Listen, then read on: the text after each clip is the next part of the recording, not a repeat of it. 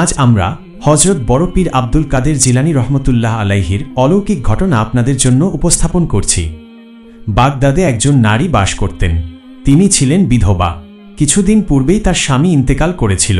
এই বিধবা নারীর একজন পুত্র ছিল যে অসুস্থ হয়ে গিয়েছিল। এই নারী তার ছেলের চিকিৎসার জন্য অনেক বড় বড় চিকিৎসকের নিকট গিয়েছেন, কিন্তু তাতে কিছুই হয়নি। এতে করে তিনি খুব পেরেশান অবস্থার মধ্যে পড়ে যান, কারণ তার ছেলের অবস্থা দিন দিন খারাপ থেকে খারাপ হচ্ছিল। বিধবা নারীর দুনিয়ায় তার এই ছেলেটি ছাড়া আর কেউই ছিল না। এক পর্যায়ে তার প্রতিবেশী তাকে পরামর্শ দিল, তুমি তোমার ছেলেকে নিয়ে বাগদাদ শরীফে হুজুরের কাছে যাও, আশা করি তার দোয়াতে তোমার ছেলে সুস্থ হয়ে যাবে। এই কথা শুনে বিধবা নারী তার ছেলেকে নিয়ে বাগদাদ শরীফের দিকে রওনা দিল।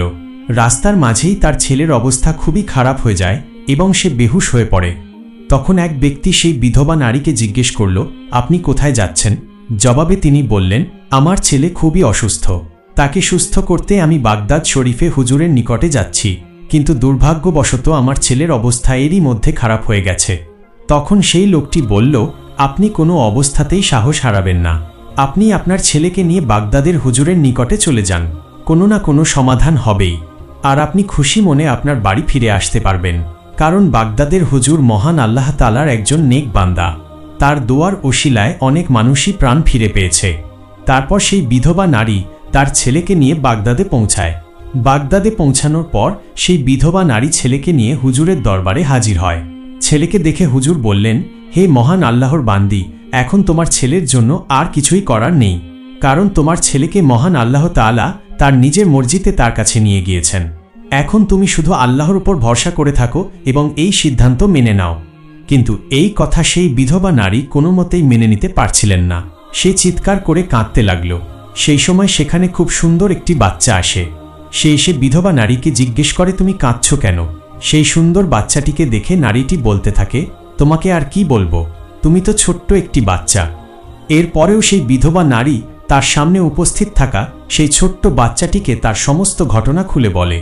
সেই নারী বলতে থাকে কিভাবে তার ছেলে অসুস্থ হলো এবং কেন সে তার ছেলেকে নিয়ে এই বাগদাদে এসেছে, কিন্তু এখানে পৌঁছানোর পূর্বে তার ছেলে রাস্তায় জ্ঞান হারিয়েছে এবং এই অসুস্থতায় তার ছেলের মৃত্যু ঘটেছে। একথা বলে বিধবা নারীটি আবার কান্না শুরু করে দিল এবং বলতে থাকল, আমি আমার এই ছেলেকে ছাড়া কি নিয়ে বাঁচব? এই কথা শুনে সেই ছোট্ট বাচ্চাটি বলে উঠল, মা, আপনার ছেলে তো মারা যায়নি, সে এখনো জীবিত রয়েছে, দেখুন সে সত্যিই জীবিত। বাচ্চাটির কথা শুনে বিধবা মহিলাটি আবার তার ছেলের দিকে ভালো করে তাকালেন এবং সে তাকিয়ে দেখতে পেল তার ছেলের শ্বাস চলছে এবং তার ছেলে ধীরে ধীরে হাত পা নাড়াচ্ছিল। তখনই সেই বিধবা নারী অবাক হয়ে সুন্দর বাচ্চাটিকে জিজ্ঞেস করল, আমার মৃত পুত্র কিভাবে জীবিত হলো? কারণ সে তো আমার সামনে প্রাণ ত্যাগ করেছিল, এটা কিভাবে সম্ভব?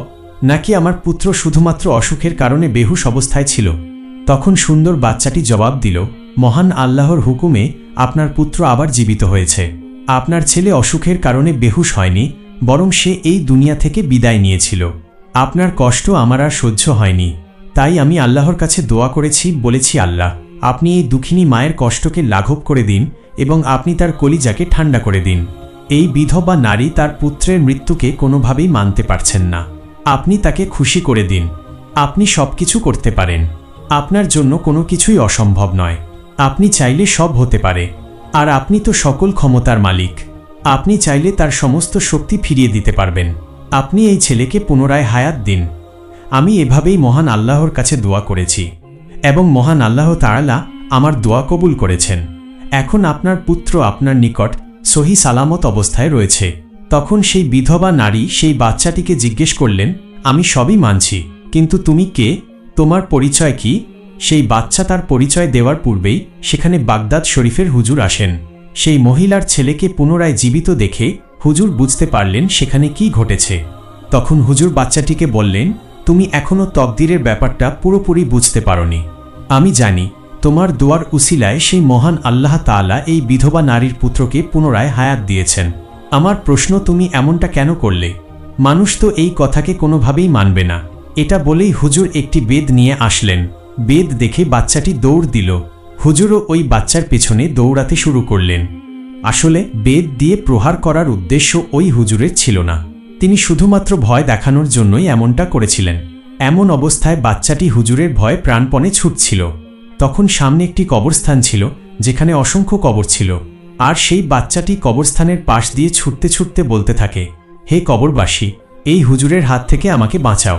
আর সেখানেই ঘটে একটি অদ্ভুত ঘটনা। ছোট্ট বাচ্চার কথায় কবরস্থানের সমস্ত কবর থেকে মুর্দারা উঠে আসতে শুরু করল এবং তারা সেই ছোট্ট শিশুটির সামনে ঢালের মতো দাঁড়িয়ে গেল। এই দৃশ্য দেখে হুজুর সেই বাচ্চাটিকে বললেন, আমি জানি তুমি আসলে কে। আমি তোমার ক্ষমতার সাথে পেরে উঠব না। আমি শুধু বলেছিলাম তুমি এত ছোট বয়সে তোমার ক্ষমতা দেখিও না, কারণ লোকেরা তোমার এই সমস্ত বিষয় বিশ্বাস করবে না এবং পরবর্তীতে তোমার উপরে আঙুল তুলে কথা বলবে, তোমাকে দোষারোপ করবে। তখনই বাচ্চাটি বলে উঠল, হুজুর, আমি তো ইচ্ছে করে করিনি। সেই মা কিভাবে কান্না করছিল, আর সেই মাকে কান্নার অবস্থায় দেখে আমি সহ্য করতে পারিনি। এই মা কিভাবে তার সন্তানের মৃত্যু সহ্য করবে? সে কিভাবে একা একা তার সন্তানকে দাফন করবে? এই মা কিভাবে তার সন্তানকে ছাড়া থাকবে? এই কথাগুলো আমার একদমই সহ্য হচ্ছিল না। আমি আল্লাহর কাছে দোয়া করেছি আর বলেছি, মহান আল্লাহ তাআলা, এই ছেলেটির তকদিরে যদি শেফা লেখা থাকে তাহলে তাকে শেফা দিন, আর যদি মৃত থেকে জীবিত করা সম্ভব হয় তবে আপনি আমার দোয়া কবুল করে নিন, তাকে হায়াত দিন, কারণ আপনার দরবারে সমস্ত অসম্ভব জিনিস সম্ভব করা যায়। বান্দারা তো অক্ষম, কিন্তু আপনি তো সবই পারেন। মহান আল্লাহ তাআলা আমার দোয়া কবুল করেছেন। এই ছেলেটি পুনরায় জীবিত হয়ে গিয়েছে। এখন আপনি বলুন, আমি এখানে কি ভুল করেছি? আসলে সেই হুজুরটি ছিলেন এই বাচ্চাটির নানা, এবং সেই সুন্দর বাচ্চাটি ছিলেন ইমামুল আউলিয়া গাউসুল আজম বড়পীর আব্দুল কাদের জিলানী রহমতুল্লাহ আলাইহি। তার ঈমান এতই উঁচু ছিল যে তার কথা শুধু মানুষ নয়, বরং জিনেরাও মেনে চলত। আর একটি সাপও তাকে প্রতিদিন অনুসরণ করত এবং তার কথা দূর থেকে বসে শুনত। আসলে এই সাপটি ছিল একটি দুষ্ট জিন, যে কিনা সাপের রূপ ধরে বড় পীর হজরত আব্দুল কাদের জিলানী রহমতুল্লাহ আলাইহিকে বিপদে ফেলতে চায়, কিন্তু অনেক দিন ধরে পরিকল্পনা করার পরেও সে বড় কোনো ক্ষতি করতে পারছিল না। তার সাহস হতো না বড় পীরের উপর হামলা করবার। সাপরূপী দুষ্ট জিনটি যখনই আসত তখনই সে দেখত সেখানে অনেক মানুষের সমাগম রয়েছে। তাদের মধ্যে কেউ কেউ বড় পীরের কথা শুনে কান্নাকাটি করত, কিন্তু সাপটির দৃঢ় সংকল্প ছিল সে বড় পীরকে তার নেক আমল থেকে যে করেই হোক সরিয়ে ফেলবে এবং বড় পীর আব্দুল কাদের জিলানীকে গোমরাহে পতিত করবে। সেই পরিকল্পনা মাফিক দুষ্ট জিনটি সাপের রূপ ধরে বড় পীরের দরবারে এসে চুপচাপ বসে থাকত, যাতে বড় পীর আব্দুল কাদের জিলানীকে তার ঈমানের পথ থেকে সরিয়ে দেয়া যায়। সাপরূপী জিনটি সবসময় বড় পীরের আশেপাশে অবস্থান করত, কিন্তু অনেক চেষ্টার পরেও সে কোনোভাবেই সফল হতে পারছিল না। অতঃপর একদিন সাপরূপী জিনটি শয়তানের সাহায্য চাইতে গেল এবং সে শয়তানকে বলল, আমি আল্লাহর ওলি বড় পীর আব্দুল কাদের জিলানীকে পাপের মধ্যে ডুবিয়ে দিতে চাই। লোকেরা তার জন্য পাগল হয়ে আছে, তার বয়ান শোনার জন্য পাগল হয়ে থাকে, তাকে খুবই সম্মান করে। এই ব্যাপারগুলি আমার একদমই ভালো লাগে না। হে শয়তান, তুমি আমাকে শক্তি দাও যাতে আমি তার পথের কাঁটা হয়ে দাঁড়াতে পারি, আর সে যেন কাউকে ঈমানের পথে আনতে না পারে, কালেমা না পড়াতে পারে। এভাবেই সে একদিন শয়তানের কাছ থেকে শক্তি নেয়। গাউসুল আজম একদিন তার মাদ্রাসার ছাত্রদেরকে তালিম দিচ্ছিলেন। সেখানে অনেক বড় বড় আলেমদের উপস্থিতি ছিল। এখানে সবাই অনেক মনোযোগ দিয়ে আদবের সঙ্গে তার বয়ান শুনছিল। তিনি এমনভাবে বয়ান করছিলেন যে কারোর হুঁশ ছিল না।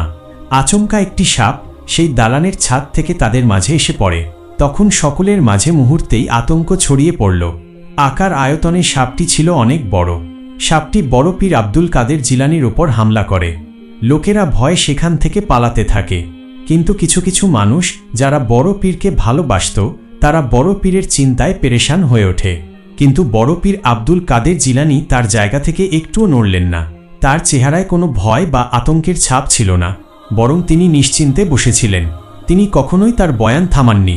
সাপটি ধীরে ধীরে তার পায়ের উপরে উঠে বসে এবং তার শরীর মোবারক পিঁচিয়ে ধরে, কিন্তু এতে বড় পীর বিন্দুমাত্র বিচলিত হলেন না এবং তিনি তার বয়ানও থামালেন না, যেন তার মাঝে এই সাপটি নিয়ে কোনো চিন্তাই নেই।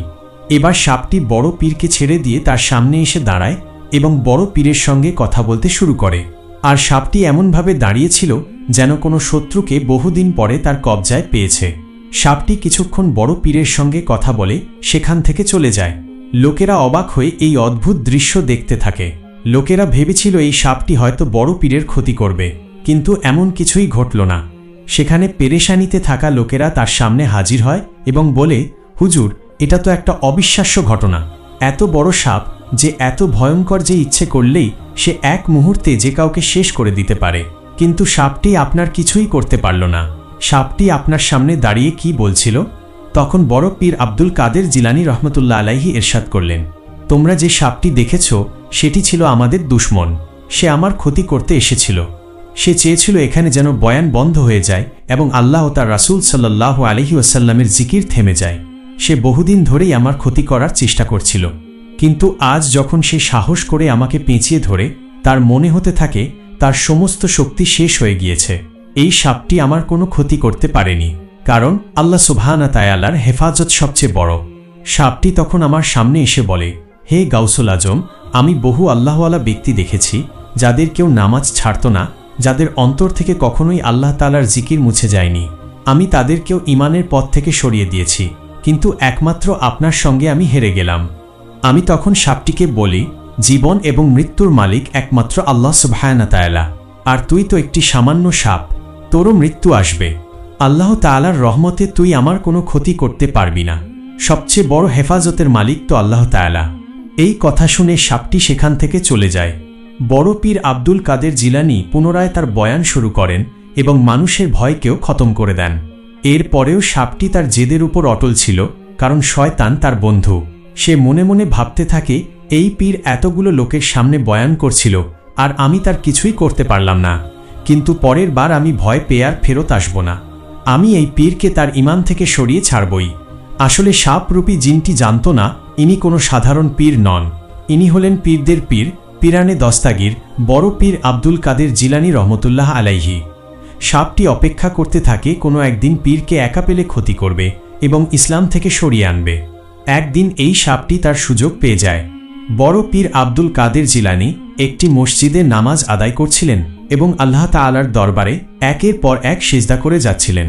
এমন সময় সাপরূপী ওই পাপিষ্ঠ জিনটি আবার হাজির হয়, ঠিক বড় পীরের নামাজের সিজদার জায়গায় মুখ খুলে বসে থাকে। তখন সাপটি খুব অহংকারের সাথে চিন্তা করছিল, এই পীর এখন কি করবে? যদি কোনো সাধারণ মানুষ হতো তবে সে নামাজ ছেড়ে পালিয়ে যেত, কিন্তু বড় পীর আব্দুল কাদের জিলানী একমাত্র আল্লাহ তাআলা ব্যতীত আর কাউকেই ভয় পেতেন না। তিনি দাঁড়িয়ে সূরা পাঠ করে যাচ্ছিলেন। তার চেহারা মোবারকে কোনো ভয়ের ছাপ ছিল না। যখন তিনি সিজদায় যেতে লাগলেন, তখন সিজদার জায়গা থেকে সাপটিকে এমনভাবে সরিয়ে দিলেন যেন তা কোনো ক্ষতিকর প্রাণী নয়, বরং একটি সাধারণ পোকা যার কোনো বড় ক্ষতি করার শক্তি নেই। কিন্তু সাপটি পিছু হটল না। সে বড় পীরের ঘাড় জড়িয়ে ধরল, কিন্তু এবারেও বড় পীর নির্বিঘ্ন মনে নামাজ পড়তে লাগলেন। এরপর সাপটি বড় পীরের কুর্তির ভেতরে ঢুকে যায়। সেটা এক পাশ দিয়ে ঢুকে অন্য পাশ দিয়ে বেরিয়ে আসে। সাপটি সর্বাত্মক চেষ্টা করতে থাকে বড় পীরের নামাজ নষ্ট করতে। কোনো না কোনো সময় তো তার নামাজের মনোযোগ নষ্ট হবেই, তার নামাজ ছুটেই যাবে। কিন্তু বড় পীর আব্দুল কাদের জিলানীর নামাজ তো নষ্ট হলই না, বরং তিনি সম্পূর্ণ নামাজ আদায় করে সালাম ফিরিয়ে তবেই উঠলেন। বড় পীরের সালাম ফেরানোর পর সাপটি কিছু না বলে সেখান থেকে গায়েব হয়ে যায়। পরের দিন বড় পীর আব্দুল কাদের জিলানী সেই মসজিদে আবার নামাজ আদায় করতে আসেন। যখন তিনি মসজিদে প্রবেশ করেন, তখন সেখানে তিনি অনেক বড় বড় চোখের একজনকে দেখতে পান। সে মসজিদের মাঝখানে অনেক অসহায়ভাবে দাঁড়িয়েছিল এবং খুব অসহায় দৃষ্টিতে বড় পীর আব্দুল কাদের জিলানী রহমতুল্লাহ আলাইহিকে দেখছিল। বড় পীরের অনেক মুরিদ ছিল যারা ছিল জিন। বড় পীর এক নজরে দেখে বুঝে নেন এটি আর কেউ নয়, বরং একজন জিন। সে অনেক দুর্বল অবস্থায় বড় পীরের সামনে আসে এবং হাত জোর করে মাফ চাইতে থাকে এবং বিলাপ করে কাঁদতে থাকে। পরে কান্না থামিয়ে সে জিন বলে, আমি তো জাহান্নামী জিন, আপনাকে প্রতিটি সময় বিরক্ত করে গিয়েছি। আমি তো কয়েক মাস ধরে এই ধারণা নিয়ে বসে থাকতাম যে আমি আপনাকে আপনার কাজ থেকে সরিয়ে ফেলতে পারবো আর মানুষের চোখে আপনার সম্মানকে শেষ করতে পারবো। আমি সেই আশায় আপনাকে আপনার রাস্তা থেকে সরিয়ে দিতে চেয়েছিলাম। আমি এমন অনেক আল্লাহওয়ালাকে আল্লাহর রাস্তা থেকে সরিয়ে দিয়েছি, কিন্তু আপনার মতো এমন কাউকে পাইনি। একমাত্র আপনাকে আল্লাহ তাআলার রাস্তা থেকে সরাতে আমি ব্যর্থ হয়েছি। না আমি আপনার বয়ানকে থামাতে পেরেছি, না আমি আপনাকে নামাজ থেকে সরাতে পেরেছি। শয়তানের কাছ থেকে শক্তি নিয়েও আমি আপনার এবং আল্লাহর মহব্বতকে শেষ করতে পারিনি। তখন বড় পীর আব্দুল কাদের জিলানী বললেন, লোকদের বাহবা পেতে আমি কোনো কাজ করি না। আমি শুধুমাত্র কাজ করি মানুষকে আল্লাহর পথে নিয়ে আসার জন্য, আল্লাহর ইবাদতের প্রতি আকৃষ্ট করার জন্য। আর এই কারণেই জিনেরাও আমার উপরে বিশ্বাস রাখে। তখন সেই জিন বলল, ওস্তাদ, আপনি আমার জন্য দোয়া করবেন। আমিও মুসলিম হতে চাই। আর এরপরেই এই জিন বড় পীরের হাতে মুসলমান হয়ে যায়। সুবহানাল্লাহ। অতঃপর বড় পীর আব্দুল কাদের জিলানী রহমাতুল্লাহ আলাইহি বলেন, এটা সেই সময়ের কাহিনী যখন আমি আমার ঘর ছেড়ে বাগদাদে এসেছিলাম। আমার মা আমাকে যে দিরহাম দিয়েছিলেন সেগুলো শেষ হয়ে গিয়েছিল, যার কারণে আমাকে অনেক অসুবিধার সম্মুখীন হতে হয়েছিল। তখন আমার কাছে খাবার কেনার মতো কোনো অর্থ অবশিষ্ট ছিল না। তখন এমন পরিস্থিতির মধ্যে পড়েছিলাম যে কে আমাকে সাহায্য করবে? রিজিক তো শুধুমাত্র আল্লাহ তাআলার তরফ থেকে আসে। আমার লজ্জা লাগছিল এই ভেবে যে আমি কার কাছে সাহায্য চাইব বা ককেই বলবো আমি ক্ষুধার্ত। আমি যেখানে ছিলাম সেখানে আমার খুব কাছে একটি জঙ্গল ছিল। যদি সেই জঙ্গল থেকে কোনো ফল সংগ্রহ করতে পারি তবে তা হবে আল্লাহ তাআলার নেয়ামত। তবুও কোনো মানুষের সামনে মাথা নত করা এটি আমি কিছুতেই মেনে নিতে পারছিলাম না। আমি তো ঋণের পক্ষে কখনোই ছিলাম না, কিন্তু কি করব? অনেক খুঁজেও তো সেই জঙ্গলে কোনো ফল পেলাম না। তখন অবস্থা এমন দাঁড়ালো, ক্ষুধায় হয়তো আমার দমটাই শেষ হয়ে যাবে। একে তো আমার প্রচণ্ড ক্ষুধা, তার ওপর এই জায়গায় কিছুই মিলছিল না। তখন আমি আল্লাহ তাআলার কাছে দোয়া করি, হে আল্লাহ, আপনি আমার একটি ব্যবস্থা করে দিন। তখন আমি নদীর ধারে গেলাম এই আশায় সেখানে হয়তো কোনো খাবার পাবো। তারপরে দেখি সেখানে আমার আগে অনেক দরবেশ এসে বসে রয়েছে। যদি আমি সেখানে কিছু পেয়েও যাই তবে সেটার উপর সকলে ঝাঁপিয়ে পড়বে। আমি পুনরায় শহরে ফিরে আসি এবং খাবারের সন্ধান করতে থাকি, কিন্তু শহরেও আমি কিছু পেলাম না। তখন আমি একেবারে নিরুপায় হয়ে মসজিদের এক কোণায় বসে পড়ি এবং আল্লাহ তাআলার জিকির করতে শুরু করি। কিন্তু প্রচণ্ড ক্ষুধা ও তৃষ্ণায় চোখে অন্ধকার দেখতে শুরু করলাম। আমি এতটাই দুর্বল হয়ে গিয়েছিলাম যে আমি দাঁড়াতেই পারছিলাম না। ঠিক তখনই গায়েবী আওয়াজ আসে, আব্দুল কাদের, ক্ষুধা এখন তোমার স্বচ্ছ ক্ষমতার বাইরে চলে গেছে। যাও, তুমি কারো কাছ থেকে ধার করো, নিজের জন্য রুটির ব্যবস্থা করো। কিন্তু এই কথা তিনি কিছুতেই বুঝতে পারছিলেন না তিনি কার কাছ থেকে ধার করবেন। কিন্তু কোনো উপায় না দেখে বড় পীর পুনরায় শহরের দিকে পা বাড়ালেন। দোকান তো অনেক ছিল, কিন্তু বড় পীরের চোখে একটি দোকান পড়ল যেখানে দোকানদার গরম গরম তন্দুরি রুটি বানাচ্ছে। বড় পীর সেই রুটির দোকানে গেলে দোকানদার তাকে চিনতে পারেনি, কারণ এই সমস্ত দোকান থেকে তিনি কখনোই কিছু কেনেননি। মহান আল্লাহ তাআলা সেই রুটির দোকানদারের মনে একরকম অনুভূতি সৃষ্টি করে দিলেন যে এই ব্যক্তি আল্লাহ তাআলার একজন খাস বান্দা, আর এই বয়সে মহান আল্লাহ তাআলার ইবাদতে নিজেকে উৎসর্গ করেছে, আর এই কারণে এই ব্যক্তির জন্য রুটির ব্যবস্থা করা আমার দায়িত্ব। তখন সে দোকানদার মহান আল্লাহ তাআলার রহমতে বলে উঠলেন, আপনি কি আব্দুল কাদের? উত্তরে বড় পীর আব্দুল কাদের জিলানী বললেন, হ্যাঁ, আমি আব্দুল কাদের। দোকানদার পুনরায় জিজ্ঞাসা করলেন, সেই আব্দুল কাদের যিনি বাগদাদ থেকে এসেছেন এলেম হাসিল করার জন্য? জবাবে তিনি বললেন, হ্যাঁ, আমি সেই আব্দুল কাদের। এবার রুটির দোকানে বললেন, বলুন আপনি কি নিতে চান? এবার বড় পীর আব্দুল কাদের জিলানী বললেন, আমি যদি রোজ তোমার দোকান থেকে একটি করে রুটি নেই, তুমি কি আমাকে তা দেবে? আমি খুবই ক্ষুধার্ত আর ক্ষুধার কষ্ট সহ্য করতে পারছি না। তখন দোকানদার বললেন, আপনি এমন করে কেন বলছেন? এই সমস্ত রুটি আপনার, আপনি চাইলে সবগুলো রুটি নিয়ে নিতে পারেন, এ ব্যাপারে আমার কোনো আপত্তি নেই। কিন্তু বড় পীর আব্দুল কাদের জিলানী রহমাতুল্লাহ আলাইহি বললেন, আমার সমস্ত রুটির দরকার নেই। তুমি রোজ আমাকে একটি করে রুটি দিও, আর এর বদলে যখনই আমার কাছে পয়সা হবে আমি তোমার ধার শোধ করে দেব, কারণ আমি আমার মাথার উপরে কোনো রকম ঋণের বোঝা রাখতে চাই না। তখন দোকানদার জবাব দিলেন, জনাব, আমার এসব কিছু যায় আসে না। আমি যখন একবার বলেছি এই সমস্ত রুটি আপনার, তার অর্থ এই সমস্ত রুটি সত্যিই আপনার। এবার বড় পীর আব্দুল কাদের জিলানী বললেন, আমার শুধু একটি রুটি হলেই হবে, যাতে আমার পেট ভরে যায় এবং আমি পুনরায় আমার তালিম শুরু করতে পারি। বড় পীর বর্ণনা করেন, আমি পুনরায় জঙ্গলে ফিরে আসি এবং আল্লাহ তাআলার শুকরিয়া আদায় করতে থাকি। তারপর আমি আবার এলম তালিম করতে শুরু করি এবং হাসিল করতে থাকি, আর এভাবেই দিন চলে যেতে লাগল। একদিন আমার খেয়াল হলো আমি তো সেই রুটির দোকানের কাছ থেকে প্রতিদিন রুটি নিচ্ছি, আর সেই দোকানই আমাকে খুশি মনেই রুটি দিচ্ছে, আর সে আমাকে অনেক সম্মান করে, কিন্তু আমি প্রতিদিন তার নিকট ধার করে যাচ্ছি। এটা কি ঠিক হচ্ছে? আর আমি তাকে ওয়াদা করেছি তার সমস্ত পাওনা আমি শোধ করে দেব। এই কথা মনে আসার সঙ্গে সঙ্গে আমি নিজেকে বলি, এই আব্দুল কাদের ধার তো ধারী, আর তোমাকেই তো তার শোধ করতে হবে, কিন্তু আমি পয়সা কোথায় পাব? এই কথা মনে হবার পর আমি এতটাই লজ্জা পাই যে আমি তার কাছ থেকে কিছুদিন রুটি নেওয়া বন্ধ করে দিই, কেননা আমি কিভাবে তার সামনাসামনি হব? এভাবে কিছুদিন চলে যায়, আমি আর সেই রুটির দোকানের কাছে যাইনি। একদিন আমি ভাবছিলাম সেই রুটির দোকানের ধার কিভাবে পরিশোধ করা যায়। তখন আমার কাছে একটি গায়েবী আওয়াজ আসে, আপনার ধারের দায়িত্ব আল্লাহ তাআলা নিয়েছেন, আপনি কেন এত চিন্তা করছেন? তারপরও আমার মাথায় শুধুমাত্র একটি কথাই ঘুরছিল, ধার করে আমি রুটি খাবো না, আর আমি ওখানে আর যাব না। আমি ঠিক করে নিয়েছিলাম এই রুটি দোকানদারের কাছে আমি কখনোই যাব না, ততক্ষণ না যতক্ষণ পর্যন্ত আমার কাছে অর্থ আসে, আর তার কাছ থেকে আমি আর রুটিও নেব না। এবার আবার গায়েবী আওয়াজ আসে এবং শুনতে পাই, আব্দুল কাদের, ঋণ আপনাকে শোধ করতেই হবে, আর মহান আল্লাহ তাআলা আপনাকে অনেক ভালোবাসেন। আপনি ধার নিয়ে চিন্তা করবেন না, এই ধারের দায়িত্ব আল্লাহ তাআলা নিয়েছেন, যিনি এই সমস্ত দুনিয়ার মালিক। তখন আমি বলি, এই ধার করা রুটির দাম কিভাবে পরিশোধ করব? তখন আবার গায়েবী আওয়াজ আমাকে বলে, আব্দুল কাদের, আপনাকে জায়গার কথা এখন বলা হবে, আপনি সেখানে চলে যান, কিন্তু কারোর সঙ্গে এ ব্যাপারে কোনো কথা বলবেন না। সেখানে আপনি যাবেন, যেটা দেখবেন সেটা নিয়ে চলে আসবেন, আর এই বস্তুটি দিয়েই দোকানদারের ধার শোধ করে দেবেন। আমি গায়েবী আওয়াজের কথা মতো সেখানে গেলাম। সেই জায়গাটি ছিল জনমানবহীন। আমি সেখানে একটি থলি দেখতে পাই। আমি সেই থলির মুখ খুলে থলির ভেতরে আটা দেখতে পাই। সেই আটা দেখে মনে হচ্ছিল মাত্রই তা আনা হয়েছে। আমি দেখে অনেক খুশি হই, আর সেটা নিয়ে রুটির দোকানের নিকট ফিরে যাই। থলিটি দেখে দোকানে জিজ্ঞেস করল, হুজুর, এটি কি? যদিও সে বুঝতে পারছিল এটি একটি আটার থলে। তারপর আমি বললাম, তুমি নিজে দেখে নাও। কিন্তু যখনই সেই দোকানে থলে খোলে, সে চিৎকার করে ওঠে। সে চিৎকার করে বলে ওঠে, এটি তো আটার থলে নয়। তখন আব্দুল কাদের জিজ্ঞাসা করল, কেন, তুমি কি কিছু দেখতে পেয়েছ? তখন দোকানি বলল, এর ভেতরে তো স্বর্ণ রয়েছে। আপনি তো আমার কাছ থেকে খুব বেশি রুটি নেননি, তা তো অর্থ দিয়ে পরিশোধ করে দিলেই হতো।